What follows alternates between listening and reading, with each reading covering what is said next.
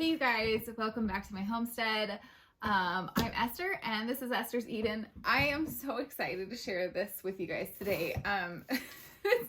This is my farm slash homestead notes. Let's call it notes. I keep everything in here that has to do with our homestead. So I have tabs for each type of animal we have.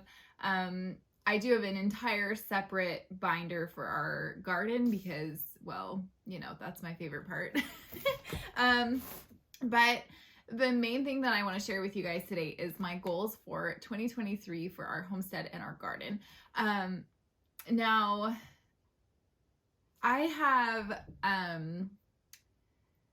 sometimes very lofty goals. Now, what you have to realize though, and keep in mind, is that my goals and my plans are very loosely held. If they don't happen in a year, it's okay. They just roll over to the next year. Sometimes, well, not sometimes, all the time, life happens, right? So you have to be able to make room and embrace life and embrace the adventure and just not get caught up in like keeping, making sure that you have these plans at all costs. So when you have animals and children and homeschool and like just life in general, I like to just try to make very practical and reachable goals, but also things pop up like, things break, and instead of being able to do a big project, you have to put funds into fixing things. So that's okay with me. We are in our 8th year on our homestead. I can't even believe it. So it's year 7 right now, but we will roll into year 8 at sometime in this year. So the garden is, we'll call it 7 years old now, which is a great number. I'm really excited about that. We have had up until year 5 or 6, we had expanded and expanded and expanded the garden until it was about 1.5 acres in size. Now this isn't just like a farm style or agriculture style, like row after row after row, 1.5 acres. This is very loose and permaculture, food foresty. There are definitely pockets of like row style, but the whole feel of the garden is a lot more loose than that. So anyway, we had continued expanding until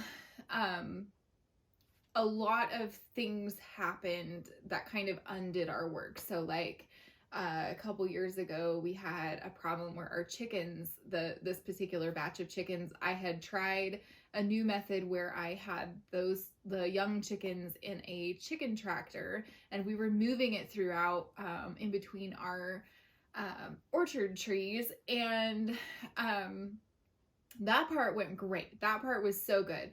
And they were scratching up the dirt. They were so healthy. They were probably our healthiest birds we've ever had, unless other than like our just free range ones. And they were keeping the weeds down really great. Like all of those things went really well until they were too big to keep letting out, and they were starting to do damage to plants. So we moved them in with the big chickens, and it's like they just knew where their real home was. And so they spent their whole life just trying to get back into the garden. And it was that year that I had to decide, what is the primary focus of our farm? And for me, that is the garden. And so we ended up culling every single one of those chickens, hens and rooster and all, because I decided that in order to keep my sort of no dig, back to Eden style mulch layers intact, I couldn't have the chickens out there scratching it up all the time. So what happened was they came in, they destroyed my layers of mulch, and then of course the weed seeds sprouted. So then we have a really big problem with the creeping grass, as I call it. I think some people call it fescue or whatever. It's just a grass that has these great big long runners, and they go under the mulch. They love the mulch. And up until that point, I didn't have a huge issue with it in the garden. And then that sort of like exploded it everywhere. And then after that, we already had lots of problems with voles, and a vole is like a little rodent with kind of like a mole, only so a mole with an M, those guys are just, they eat like worms and bugs and things. A vole with a V, those guys eat like plants, like a lot of plants. In fact, to describe them, when you go on Google, it says they have a voracious appetite. And I'm not talking like they'll eat a row of carrots or something. I mean, that's bad enough. No, they'll like eat a whole root stalk off of a baby tree. So that's what's happened in our garden. And so that very first, so, you know, we're 5 years in or whatever, we've expanded. Well, it's a lot easier when you're starting fresh with something and then you expand a little bit more and a little more than when you've expanded, and then it just becomes a huge mess and you have to go back over it and fix it. And so I realized that in my own capacity, I did not have the time or the physical energy or strength that it would need to really overhaul the whole thing at once. And so so what we did was we stopped what we were doing. We stopped expansion. We stopped farm expansion. And we decided that it would be best if we went back to kind of square one, only in a different spot, and do everything in our power to build a resilient garden. And by resilient, I mean so that if the chickens get in it, they're not going to destroy everything. If we have a problem with a vole, really hardscaping is the best way to get away from that.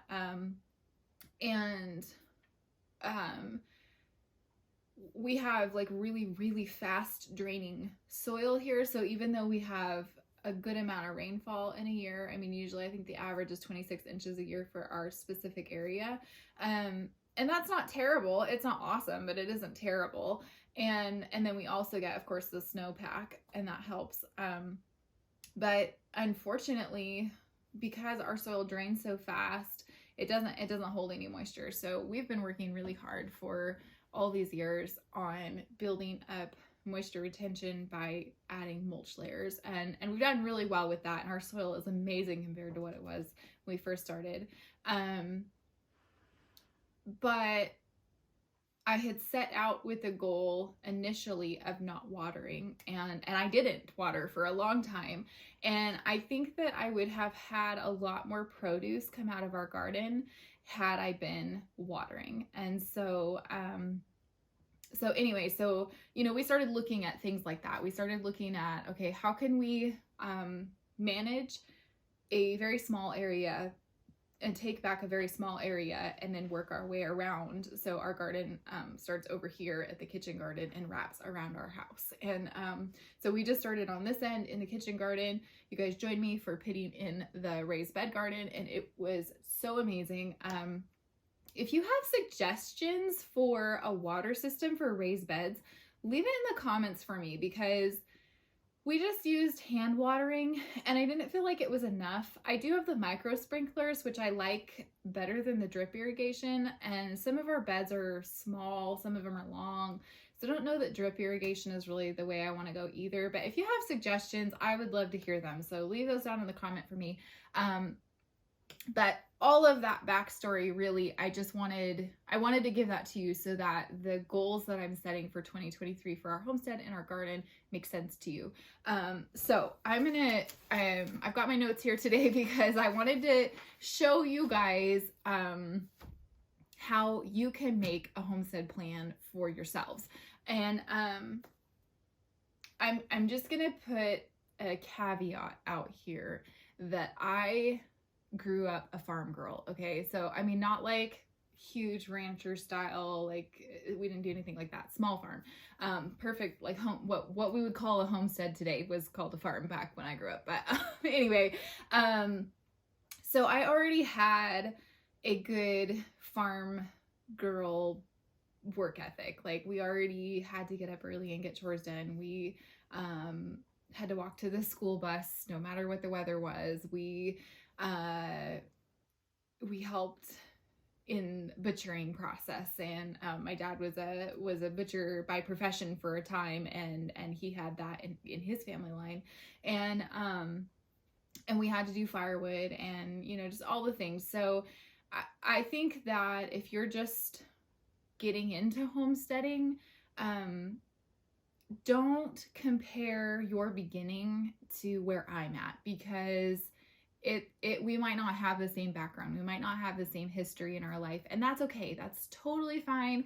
But don't get discouraged looking at my farm plan or somebody else's farm plan or someone else's garden. Like, just be excited for where you are and make goals that make sense for you, and don't bite off more than you can handle, because there is nothing worse than like setting a big goal and then just feeling like you failed totally because you know, it was just too big of a goal to begin with. So set a goal that is really attainable.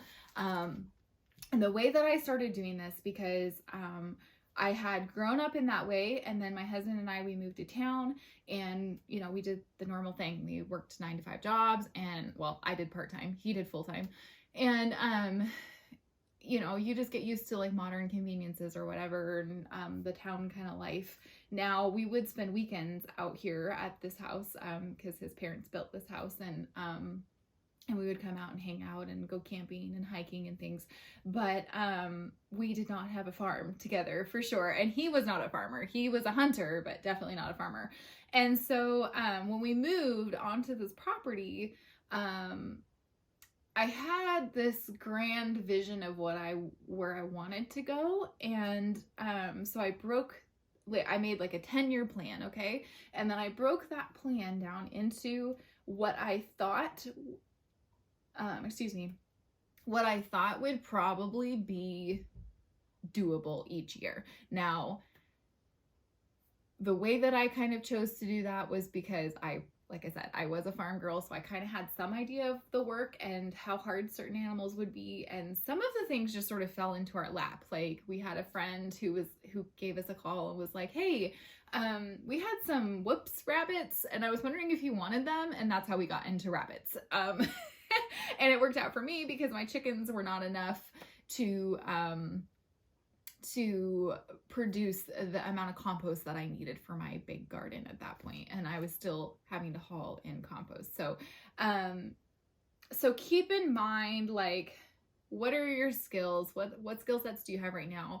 And what is really obtainable? So, like, our very first year here, we got those rabbits that I said. We had, I think, like, when we came here, there were a couple chickens. There was definitely the little coop that we have, and it's like definitely seen better days at this point. But so we, of course, that spring we got baby chicks, and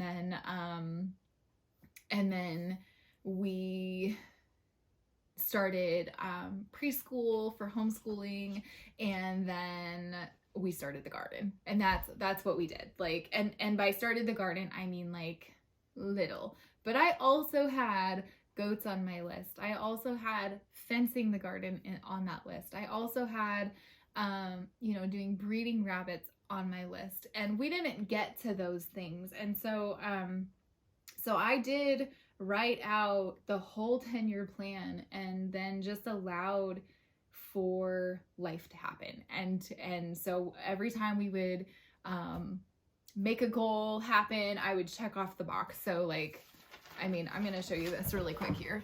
I don't know how well you can read it, but you know, so just very simple, but I like to check off boxes, and I really like lists. So that's what I did. Now, I have literally never reworked this plan since we've been here. I did all of it probably during nap time when I didn't have a great big farm and I had time then. And now I just add things or take them off the different years as I go. And so I'm excited to say, like, year 1, year 2, year 3, all of those things, year 4, pretty much all the things on those lists I have been able to accomplish, and I'm super excited about that. I think that was they were big goals, and we were able to do those things. Now, as you grow your homestead, you're going to find that your plans, or what you thought would be a good plan, and reality are probably two different things. So, like, let's just take my oldest son. He is 10 years old now. Okay. So by all means, he should be able to pretty much do all the farm chores by himself. And he really can. However, we didn't know until a couple years ago that he was super sensitive to smells.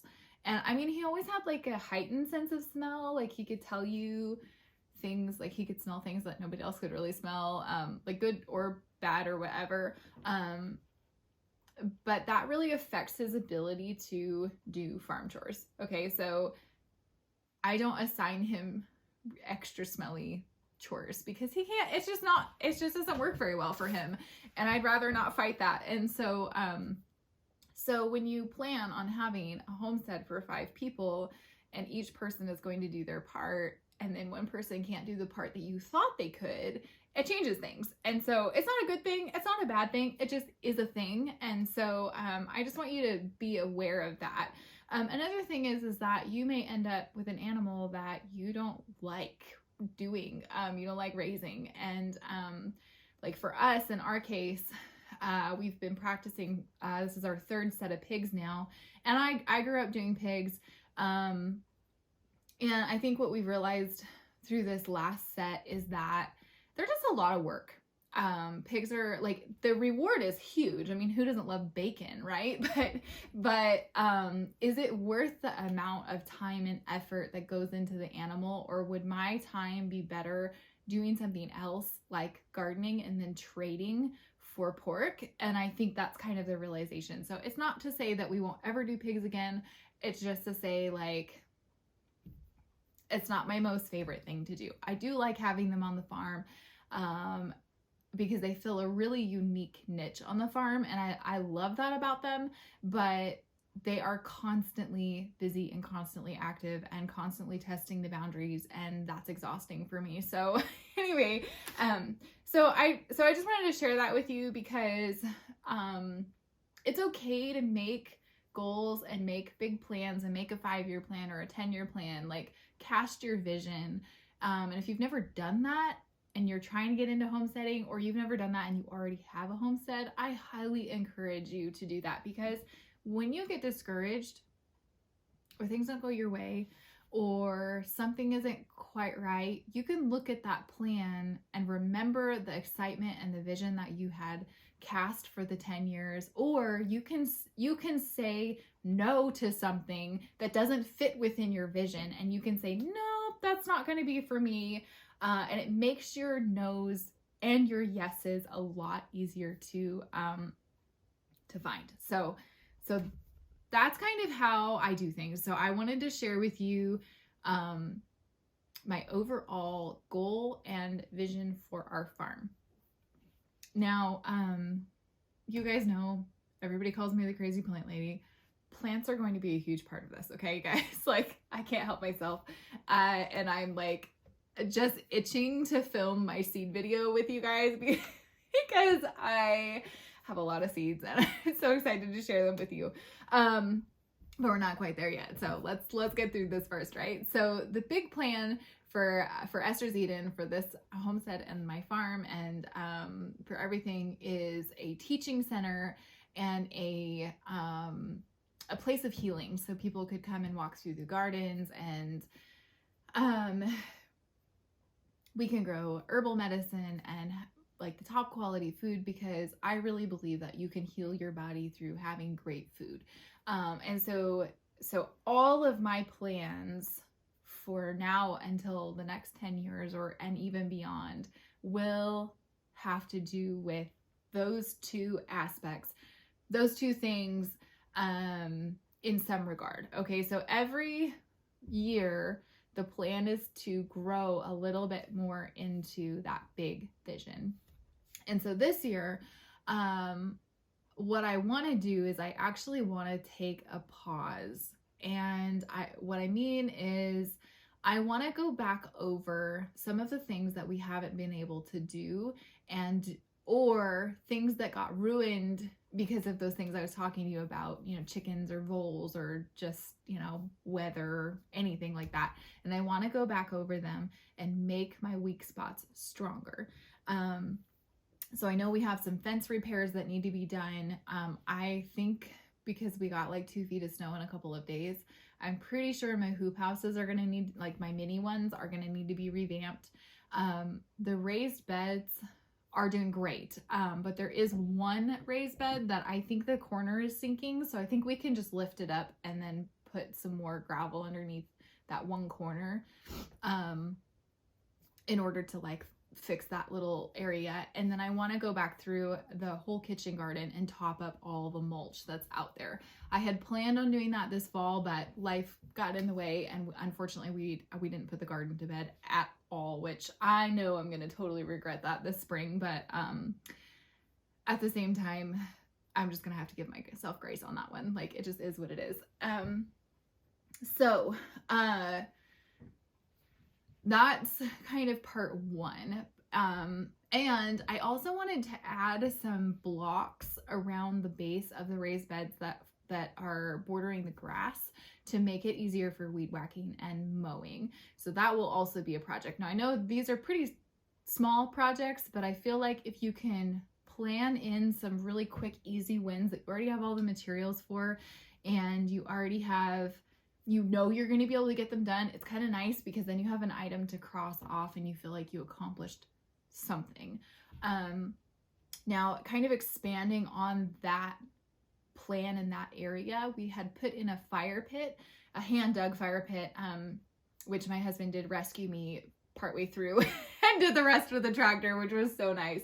But after using it for about a year or so, we've realized it really needs to be just expanded just by like a couple feet. And so I think we're gonna do that. And Maggie loves flowers, cut flowers, and making vases and bouquets of flowers.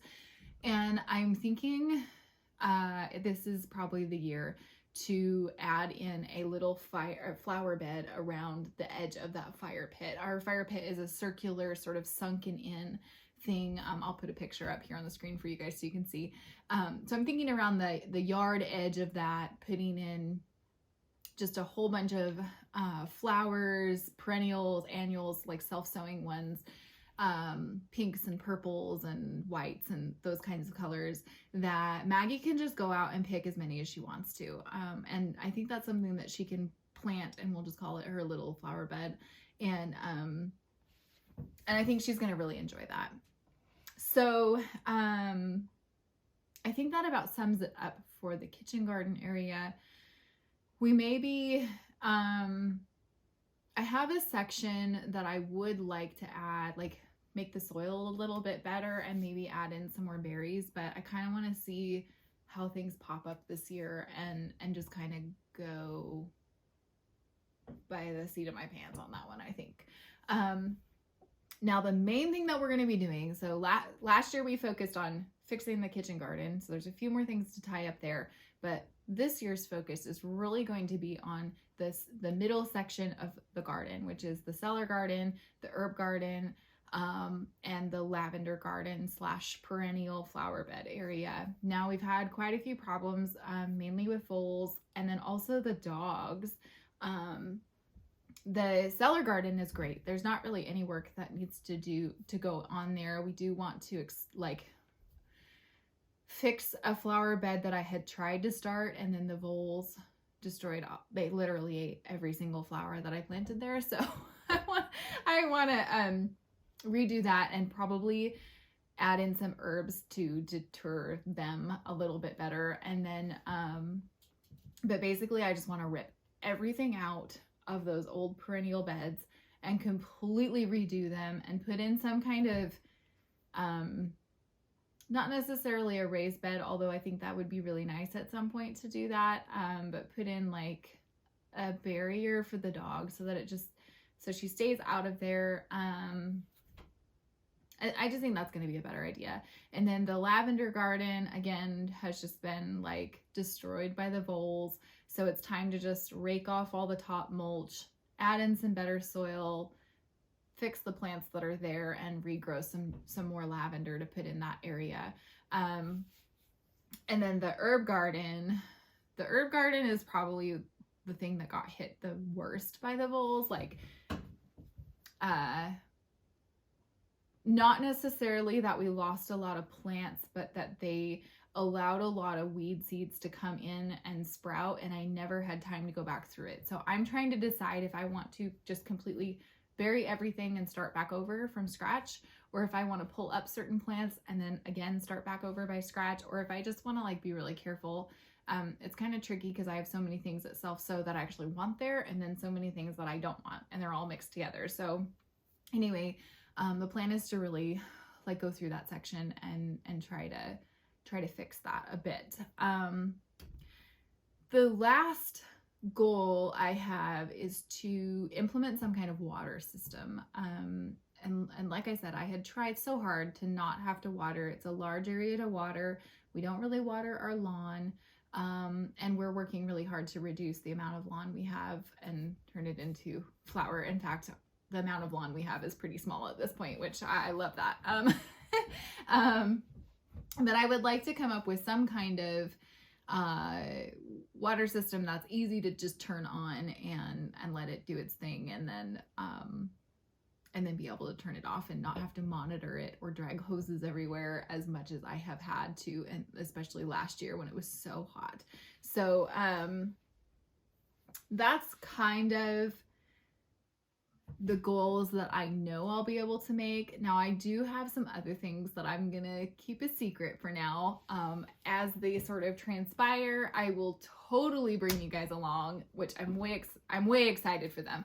I just don't know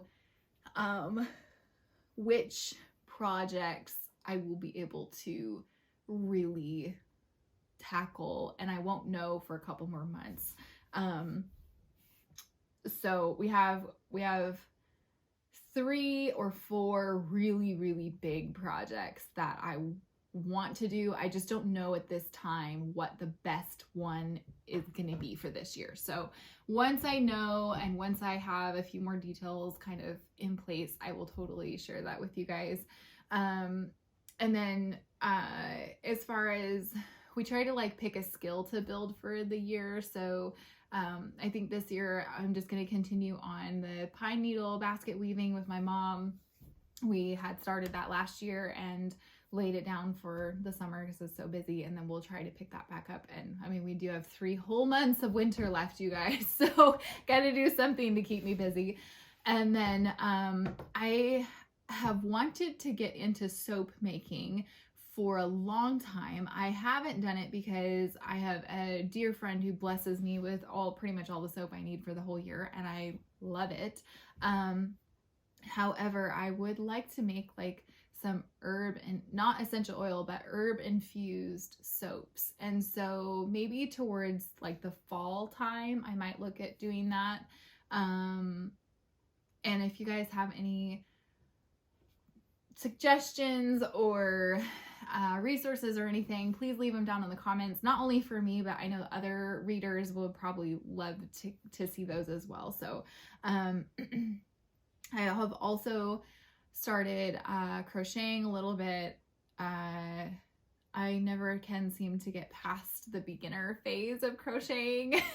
So this year I'm gonna try, like, I just need to pick a project and then learn how to do the stitches for that particular project. So I just haven't decided what I want to do, but maybe a blanket or something super simple that I can just do and say, oh, I did a project, something like that. So so yeah. We do have some house renovation type things that are going to have to happen, and it would be better if they happened this year. And that's kind of some of the details that I'm waiting to hear back on. I'm not sure, but like, I feel like cost of things, every time I price it out to get a ballpark, then the prices change again.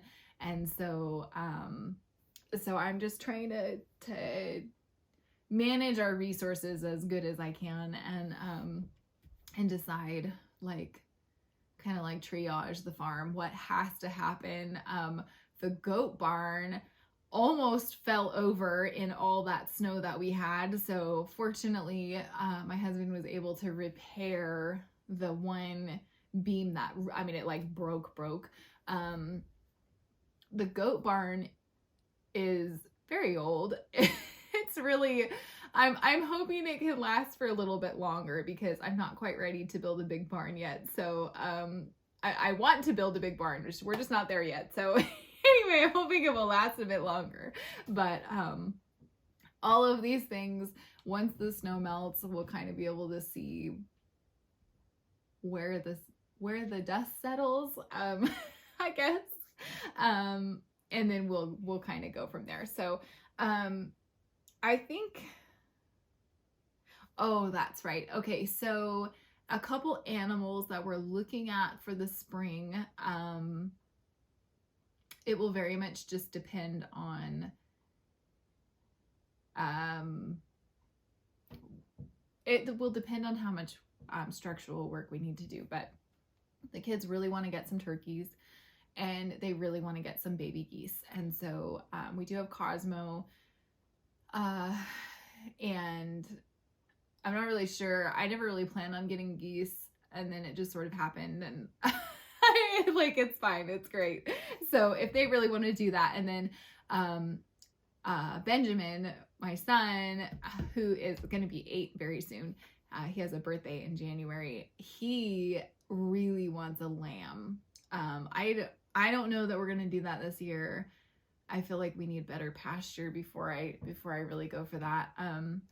But those are kind of the things that, you know, animal wise we're looking at doing. So yeah, that kind of covers the garden. I'm looking over my notes right now. You know, we also have the pond that I've never done anything with.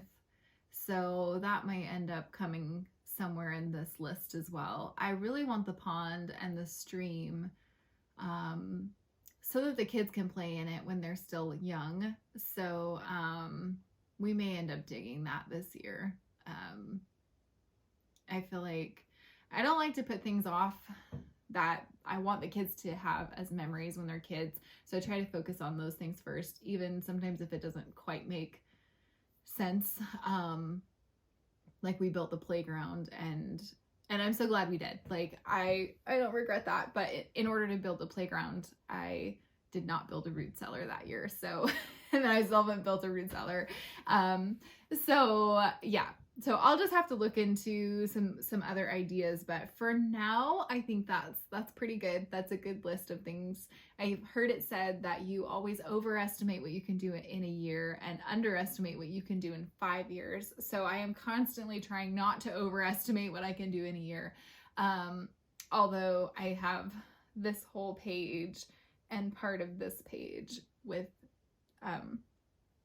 thing like it's like a goals / to-do list. And so we'll just have to make our way through the year and see what is in store and see what happens. I'm not going to shut the door on any projects or plans. I'm just going to leave it open and see kind of where the year takes us, kind of thing. I would love to hear what your guys' plans are for 2023. Do you have a homestead? Are you going to start homesteading for the very first time? Do you have other goals that are plans for the year that you're excited about? Please leave it down in the comment, and don't forget to hit that subscribe button and turn on the notification bell so that you don't miss any videos. We have so many great things coming up. I think one of our next videos is going to be the Great Seed Chat. I'm so excited about that one, you guys. I have found some of the most amazing plants, and I have a lot of garden stuff that I've just been kind of experimenting with and playing around with, and things that I think so far they've been game changers for me, and I'm pretty sure they're going to be game changers for you if you grow in a short season like I do, and I cannot wait to put those videos together for you guys. So thanks for joining me today. Don't forget to learn and grow. I'll see you guys in the next video.